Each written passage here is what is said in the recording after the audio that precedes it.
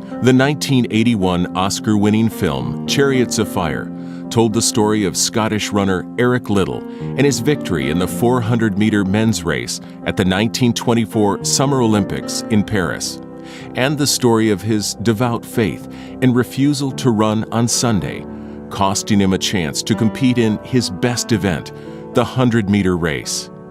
This rare display of integrity and personal sacrifice by a great champion continues to inspire many.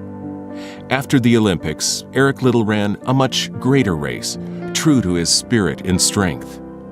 In 1925, he sailed to serve in China as a missionary until his death in a Japanese prison camp in 1943.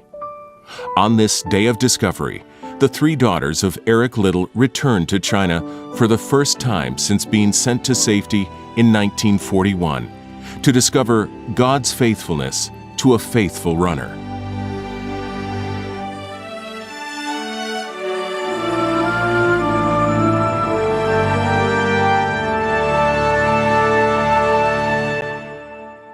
In 1941, the Japanese armies tightened their grip on North China as war raged in Europe. Missionary Eric Liddell and his colleagues had been forced to leave their post in rural Shaojiang and seek safety in the city of Tientsin. Even there, life was growing increasingly uncertain for everyone. Eric was deeply concerned for his wife Florence, his daughters 6-year-old Patricia and 4-year-old Heather, and there was a baby on the way. It was getting so uncertain in China. And she had 2 small children, expecting a third. And I know Mother said to me she was afraid, he was afraid that maybe we would be kidnapped or taken hostage, and then he would have to do things that he didn't want to do. And he could do his work better if he knew that we were safe in Canada and we would wait. The last time I saw my father was we were sailing back to Canada on the Nita Maru, which was a Japanese ship. And my father insisted that we travel on a Japanese ship, that we would be the safest, and he was right. And we sailed to San Francisco. And I remember it was a lovely, sunny day, and he took us down to, we inspected the whole ship, and then we went down to the cabin, and my mother was about 6 months pregnant with Maureen, and she wasn't feeling particularly well. So he sat Heather and I down beside Mom, and he said to me, I remember my part particularly because that was me. And he said, Patricia, I want you to look after your mother, and I want you to look after Heather, and help with this new baby that's coming. And I want you to do this and promise me until I return. And so, of course, I said, of course I will. And we all expected 2 years he would be back. And Heather said, okay, that's enough of that. Let's go explore the ship, because she is this wonderful free spirit. But of course, she was small too. And those words really stayed with me.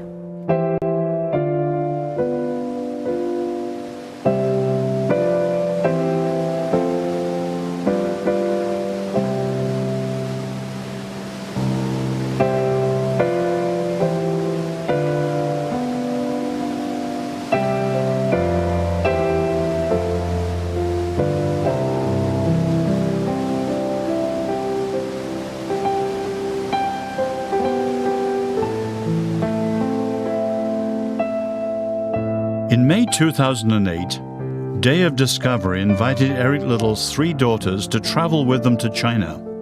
For Patricia, Heather, and Maureen, this was their first return to China since their father sent them home with their mother to the safety of Canada in 1941. They settled in Toronto, and for nearly 4 years waited expectantly for their father's return, a return which never came. Eric Liddell's death in a Japanese internment camp at Weishen, just 6 months before its liberation, broke their hearts and left a hole in their lives that was never filled. On this journey back to China, the daughters of Eric Liddell would walk in their father's steps and discover a place their mother often spoke of across the lonely years. A place that would one day fill the emptiness in their hearts. A place where the family finally all came together. A place Florence Liddell described to her daughters as our magic circle.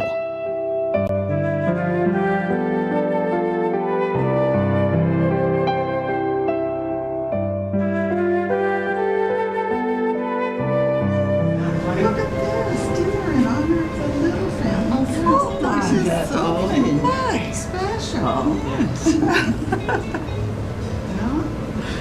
Onward. These three are the Liddell family. Where do we go? She's the maid.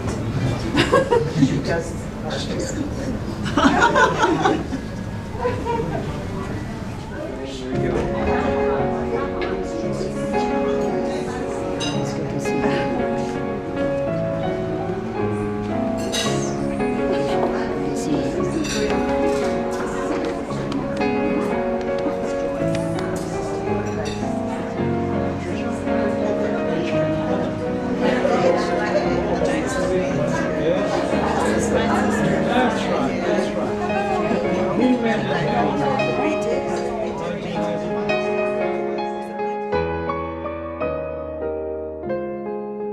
When was the last time you saw Eric Liddell?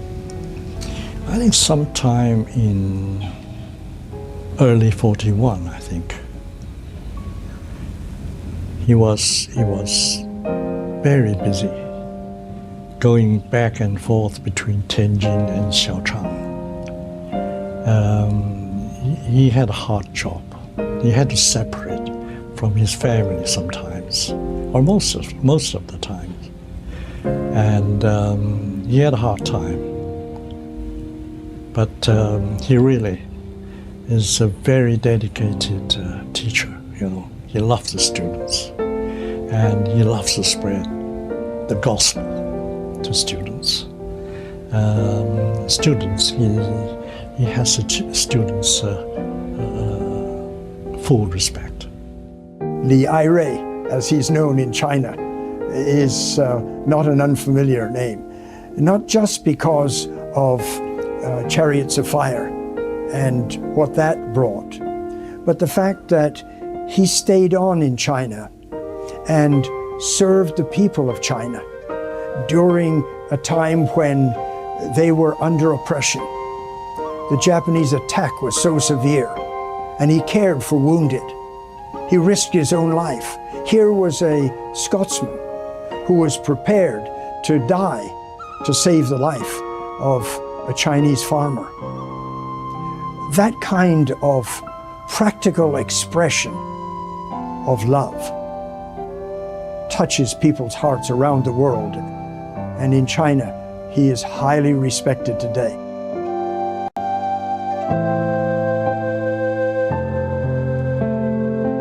What are you looking forward to on this trip to China? I maybe want too much from this trip because for me it feels like I'm completing some kind of circle. And because my father always seemed to belong to everybody else in the world, but not to me, I'm hoping to capture something of his essence here to take home with me and to heal a little spot I have in my heart. I think what I'm really looking forward to is Weishen. I don't know if I'm looking forward to it, but it's something that I've wanted to do. As a child, we thought about exactly where my father was, and we used to think in the morning, it's nighttime for him, and the opposite way around. And when we'd say our prayers at night, we knew he'd be saying his prayers in the morning. And so now it'd be good just to be in that place. I know it won't be exactly the same, but It will be different, but it'll be the place. There's a great healing process going on.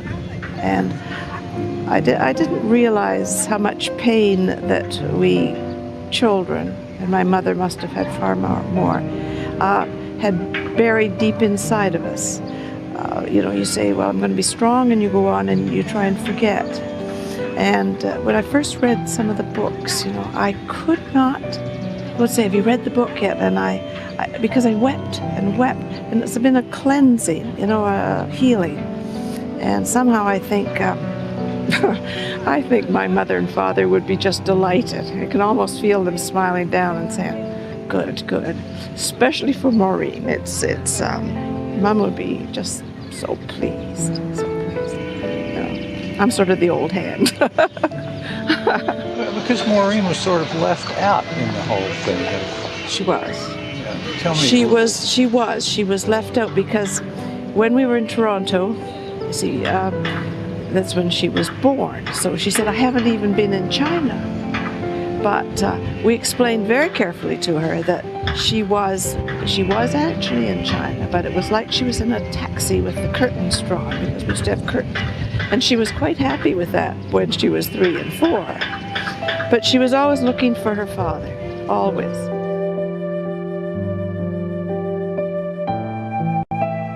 This is the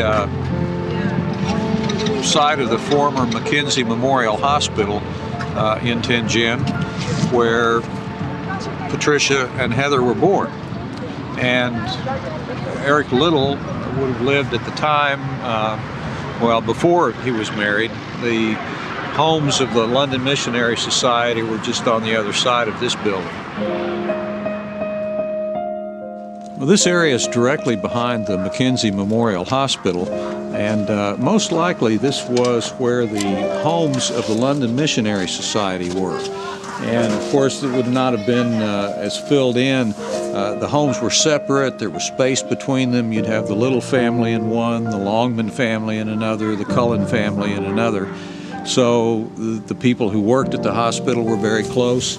And Eric and his colleagues at the Anglo-Chinese College really had a very short walk from where they were living to the place where they taught. And Eric lived here from about 1925 until probably 1929 or 30 with his parents and his younger brother and his sister Jenny until his parents went back to Scotland.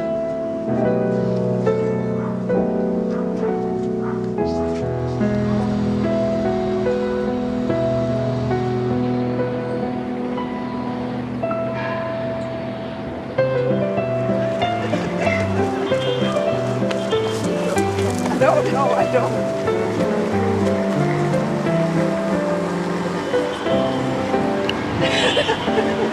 I hope you got those heads back. Yeah, did y'all throw your heads back? Yes, we did. Okay. I didn't know if I had enough energy. Oh, dear. Good run, ladies. I think Dad would have been proud of that one.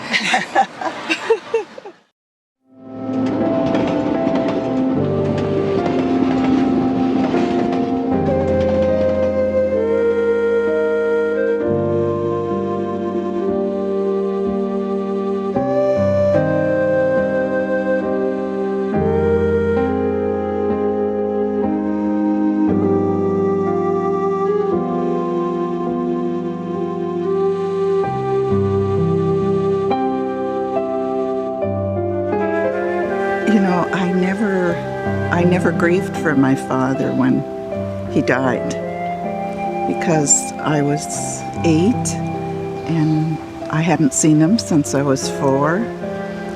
And I remembered him, little baby memories of twinkling eyes and good memories, but it didn't impact on my daily life to find out he was dead. But I grieved for my mother, because she was my hero. And so anything that made her unhappy made me unhappy. So I did grieve for her.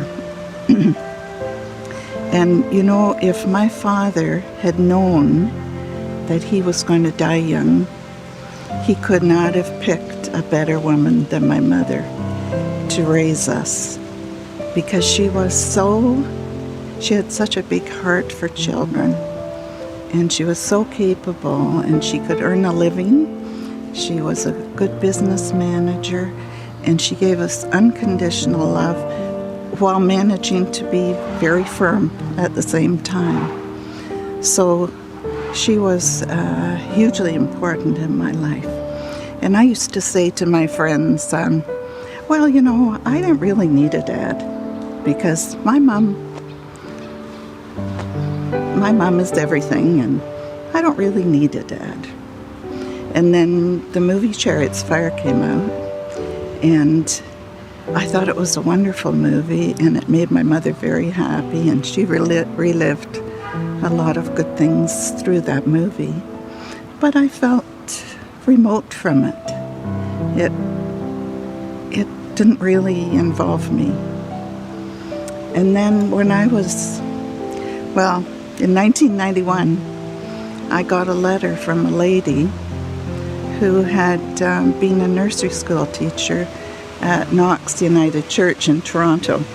And in 1940, when we were in Toronto on furlough, Mom and Dad put us in that nursery school, Trish and I.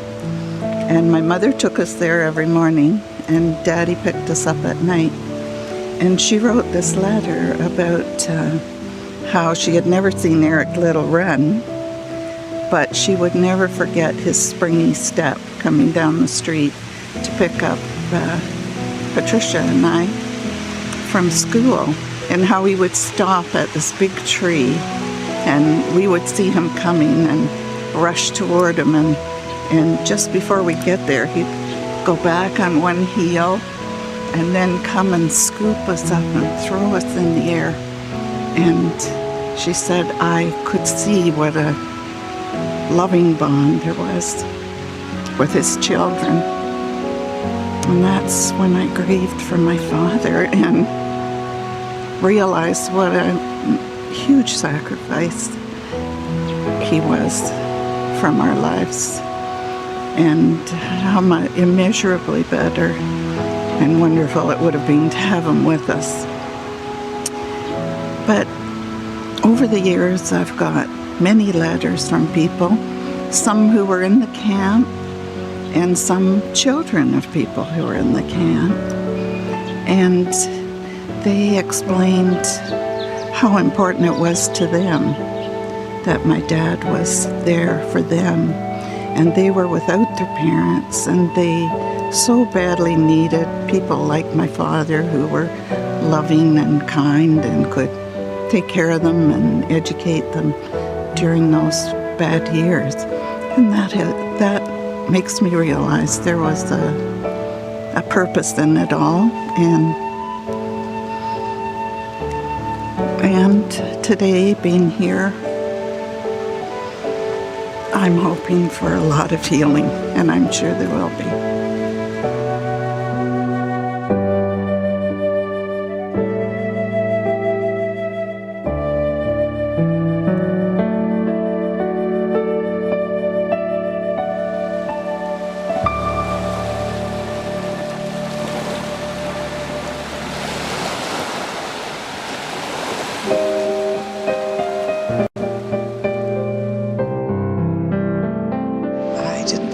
Get back to Beta.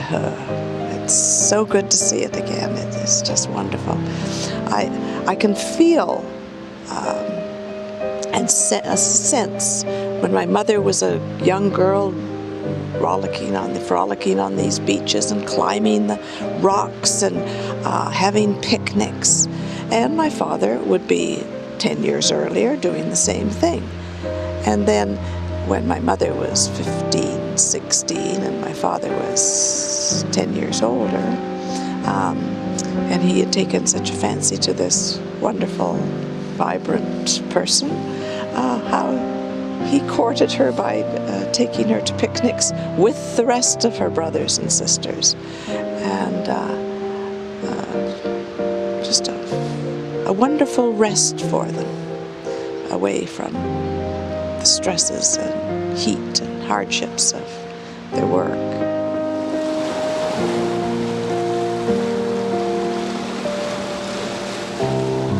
My mother used to talk a lot about the magic circle of family, where the bonds were so strong and so deep that no separation and no absence could break them. But when my father died so suddenly and so unexpectedly, there was a great gaping hole torn in our lives. And we struggled very, very hard to fill that gap.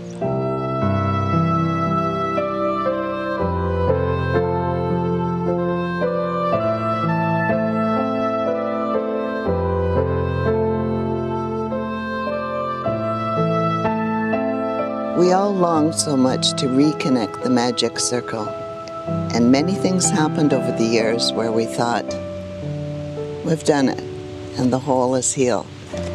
And then something would happen and we would feel the pain again, and we knew we hadn't quite achieved the job. So we didn't know what to do. But God, in His infinite love and wisdom, did know what we needed.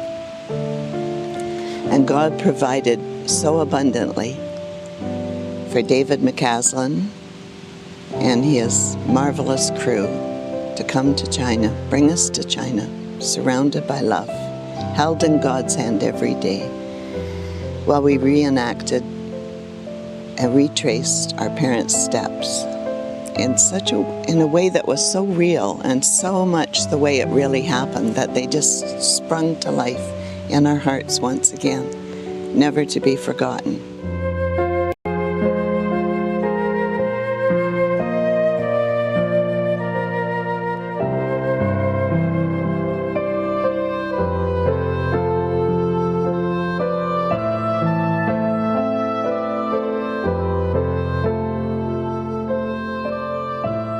My parents experienced so much joy and happiness in China, and my father poured all of this love into China.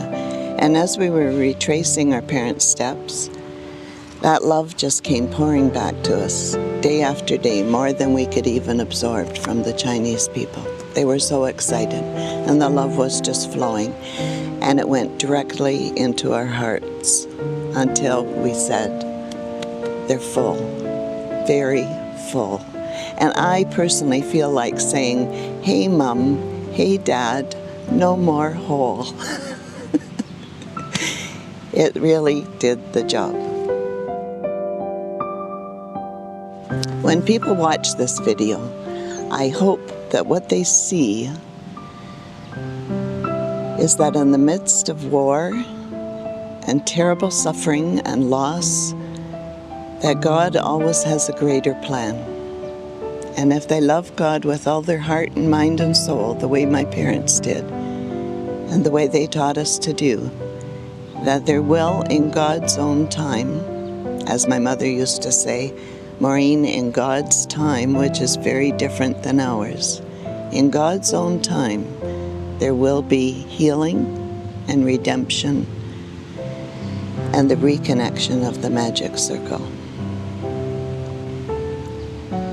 Gratitude is a very silent and extremely powerful force that is greater than any darkness.